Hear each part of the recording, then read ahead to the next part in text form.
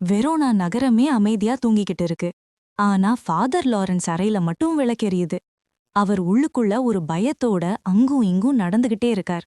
அப்போ father John உள்ள வரார். அவர் கையில ரோமியோவுக்கான அந்த ரகசிய கடிதம் அப்படியே இருக்கு. அத பார்த்ததும் ஃபாதர் லாரன்ஸோட முகம் அப்படியே பேய் அடிச்ச மாதிரி வெளுத்து போயிருது. ஐயோ, விதி இப்படி சதி பண்ணிடுச்சே.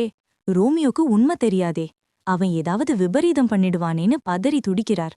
ஆனா விதி அங்கேயே நிக்கல. ஜூலியட் உண்மையிலேயே இறந்துட்டதா நினைச்சுக்கிட்டு ரோமியோவோட வேலையாள் பல்தசார் காத்த விட வேகமா குதிரையில மந்துவா நகருக்கு ஓடுறான். அங்க இருக்கிற ரோமியோ கிட்ட போய், ஐயா, நம்ம ஜூலியட் அம்மா இறந்துட்டாங்கன்னு அந்த இடி மாதிரி செய்திய சொல்றான். அத கேட்டதும் ரோமியோவோட உலகமே ஒரு நிமிஷம் இருண்டு போயிருது. அவன் கண்ணுல இருந்து ஒரு சொட்டு கண்ணீர் கூட வரல. ஏன்னா அந்த துயரம் அவன் இதயத்தையே மரத்து போக வச்சிடுச்சு. ஜூலியட் இல்லாத உலகத்துல நான் எதுக்கு? அவ போயிட்டா, நானும் அவ கூடவே போக வேண்டியதுதான்னு ஒரு முடிவுக்கு வரான். நேரா ஒரு மருந்து கடைக்காரங்கிட்ட போய் ஒரு கொடிய விஷத்த கூடுன்னு கேட்டு வாங்குறான். அந்த விஷ பாட்டில எடுத்துக்கிட்டு, ஜூலியட், இதோ நான் வந்துட்டு இருக்கேன்னு சொல்லிக்கிட்டே வெறி புடிச்ச மாதிரி குதிரையில வெரோனா நோக்கி பாயிறான்.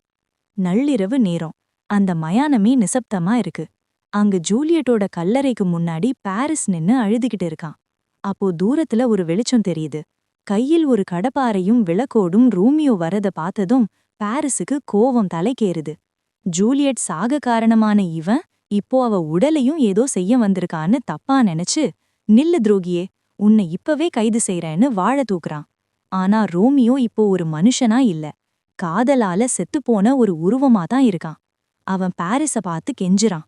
பாரிஸ், நான் சாகிறதுக்காக தான் இங்க வந்திருக்கேன். ஏற்கனவே என் மனசு நொந்து போயிருக்கேன். என் கோபத்தை தூண்டாத. தயவு செஞ்சு இங்க இருந்து போயிடுன்னு சொல்றான். ஆனா பாரிஸ் கேக்கல.